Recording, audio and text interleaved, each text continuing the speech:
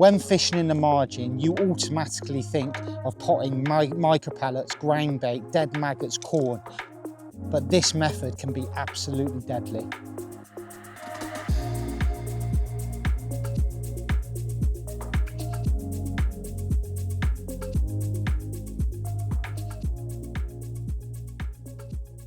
So most people relate edge fishing as fishing as close to the bank as possible and feeding baits such as micros, ground bait, big potting dead maggots, big potting micros and ground bait. But one method that I've caught on very, very well on a lot of venues is fishing in the edge, not fishing quite right tight in, but fishing just off, but loose feeding bait. So I'm not just going to pot bait there. What I'm going to do today, I'm actually going to loose feed maggots. Loose feeding casters can be very good, but I like loose feeding maggots when I fish like this because it makes your hook bait choice very, very simple. Now I've come to Westwood Lakes today because I know this is a venue that this method can work absolutely brilliant. So what I've done, I've plumbed up right against the boards down the edge, and what happens when you plumb up really tight, it goes a little bit deeper and it's really bumpy, which I didn't like the look of, to be honest, because I felt like the fish are going to come in at a level and then they'll maybe miss your hook bait if it goes a little bit deeper against the boards. So I've plumbed up about 2 foot off the bank and it's lovely and flat and rock hard. I've used a 30 to 40 gram plummet and just felt for the bottom and it's absolutely rock hard. So I'm just loose feeding by hand white maggots. My rig's a 0.3 stubby slim float, so it's a very, very light float. But one great reason why using a float like this when you fish like that is that you can catch a lot of fish on the drop. That one then, I just flicked my rig out and it was just settling and I had a bite on the drop. Just going to feed twice right on my float. And you can see I'm fishing probably 2 foot away from the bank. I think maybe as well fishing that far away from the bank, because you're not quite right against the boards, the fish just tend to feed a little bit more confidently. You can imagine how many people in the past have come to this venue and potted bait right against the boards. So they're so used to getting caught there. All of a sudden you fish slightly away, loose feed your bait over a little bit of an area, the fish tend to feed very, very confidently. And also on the very best of days, like on venues like such as Tunnel Barn and that, when you fish like this, especially if you can do it to cover, like a little bit like what we're doing here, you can catch a lot of fish shallow there. I'm not sure it's the right day to catch like that here today. I think it's going to be a bit more of on the bottom day. But fishing like that can be deadly. One thing I'm going to do is have a little play with my feeding. And one thing that can be brilliant, which I've found at other venues, is you get the fish in the hook, get your fish in the net, feed your bait, right where I was fishing, put your fish back, bait up and go in. That way then, it's a very, very good chance, with it being just over 2 foot deep, maggots sink at 8 seconds a foot, that your bait's on the bottom by the time you get in there, which should cut down a little bit on foul looking as well. So I just fed that twice. I'm going to go in with 3 white live maggots on the hook. I'm feeding white maggots as well, because I feel like the fish really do see them in this coloured water.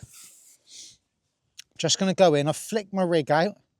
I'm going to hold it nice and tight, right on the spot where I've plumbed up. I know it's really nice and flat there.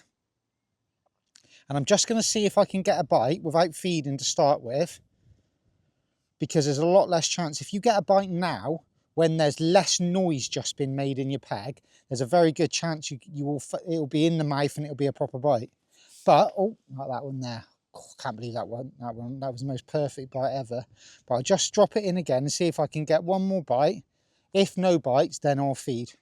I see a lot of people when they're doing this style of fishing is that they hook the fish and then feed. But by the time you got the fish in, unhooked it, got back in there, it's quite a long time. That's why sometimes when you're playing your fish, you net them, you're just about to unhook it, you feed your bait in then you rebait up, go in, that can be the perfect time. So I've dropped my rig in, I missed one bite, and I've not had another indication, which means that I'm going to have to feed on top of my float now. So what I'll do, I'll lift my rig up, I'll just flick my rig out again, drag it in, and then I'll try and feed. It's a little bit windy, but I'll try and feed right on top of my float. I'm going to feed twice, because that first, ooh, that was a bite then straight away. That first feed dropped a little bit short. Just had a swirl then come up right on that bait, which means it's a good sign. It means that the fish are coming in quite aggressively. And I just got, oh, there was another bite then. But you can see from that feed then how reactive the fish are to the noise. And that's why this method can be absolutely deadly, fishing just slightly off the bank and loose feeding bait, because you're making noise all the time. When you pot bait, you're just relying on the attractant of the bait itself to bring the fish in. When you fish like this, a few line bites there now. When you fish like this, you've got the noise of the bait to attract the fish in. So I'm just going to wait about 10 or 15 more seconds, see if I can get one, because I've just missed a couple of bites then, and then I'll feed.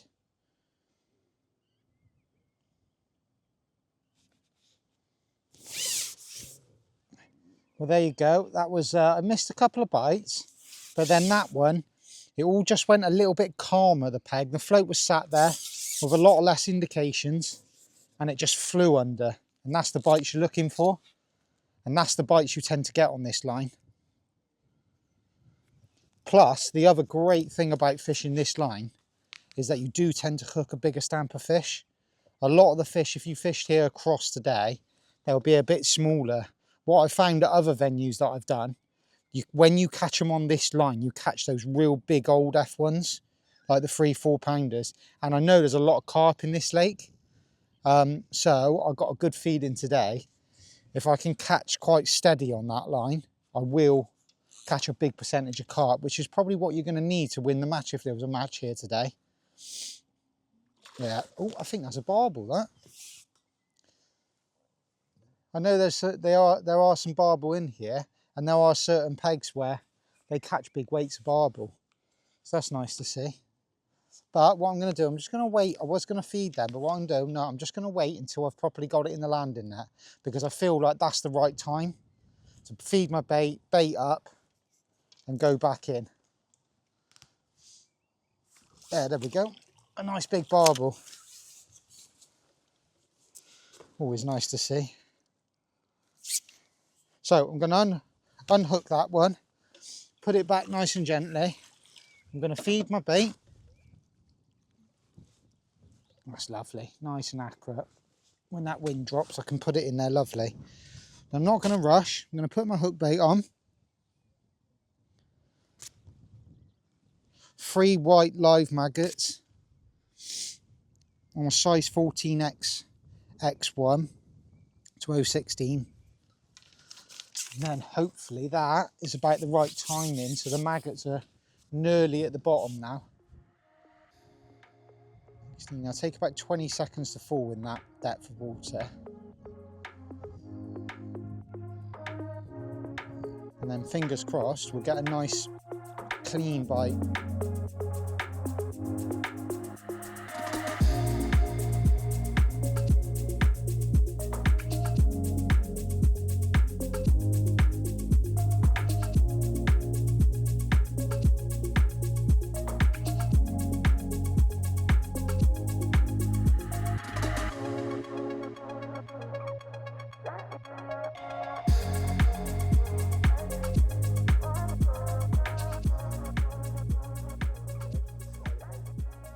That's good now.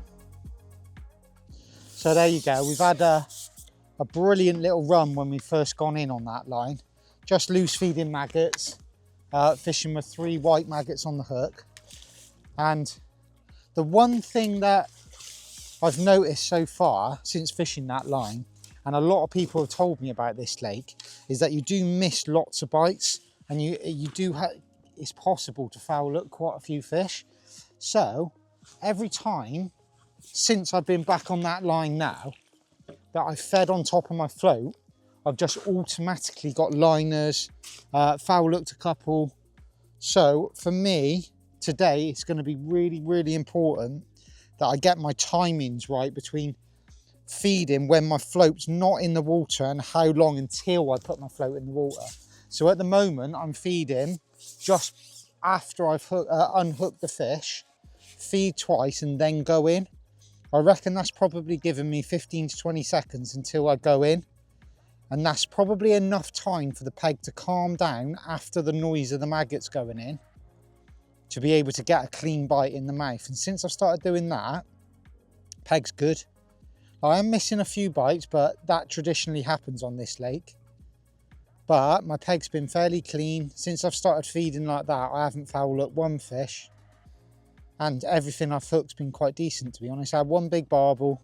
I've had some lovely F1s. I haven't had any carp yet, but that's another one. Another decent fish. But I just feel like today, if I would have gone in against those boards and fed like ground bait, micros, baits like that where the fish can waft the bait around, you're just not going to catch well enough.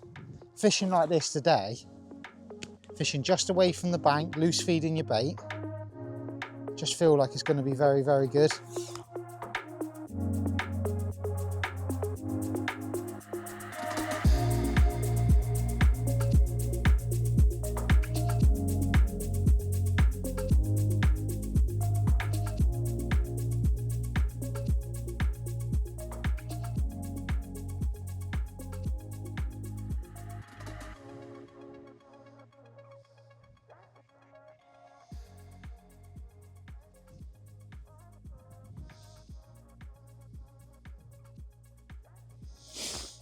Right, so that was 2 or 3 minutes. I had one indication, but no proper bites. So that leaves me no choice to feed right on top of my float.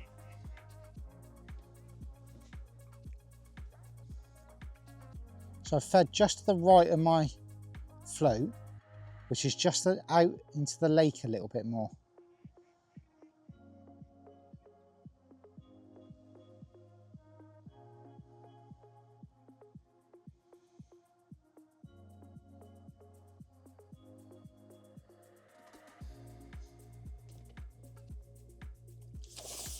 There you go. So feeding on top of my float that time wasn't a bad thing. I think feeding a little bit out into the lake does make a difference. The fish come into your peg, they eat the loose offerings, and by the time they find your hook bait, they're very confident.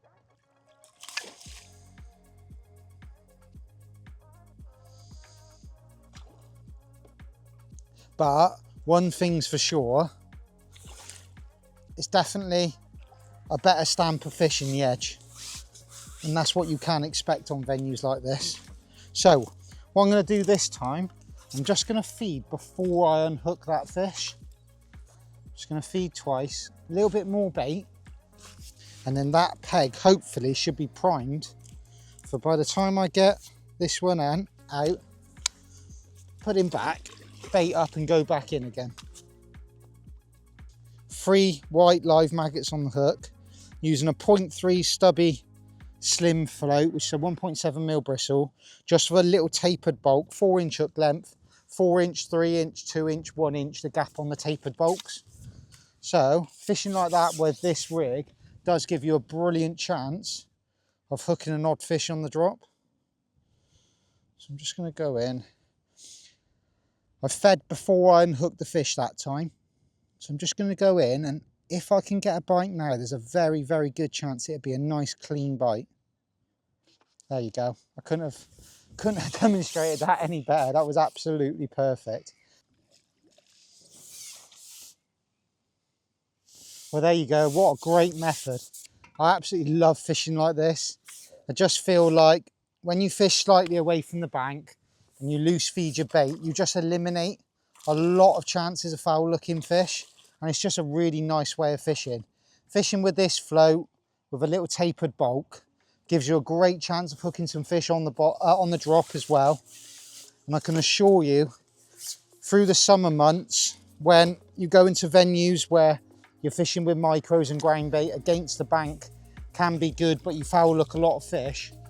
Fishing like this, fishing just away from the bank with a little light rig, loose feeding your bait, sometimes on your float, but sometimes after unhooking the fish or hooking the fish, I can assure you will catch you a lot of fish during the summer months. If you enjoyed this video today, don't forget to hit the like button and head over to the Matrix YouTube fishing page. Hit the subscribe button to keep up to date with all the most recent fishing videos.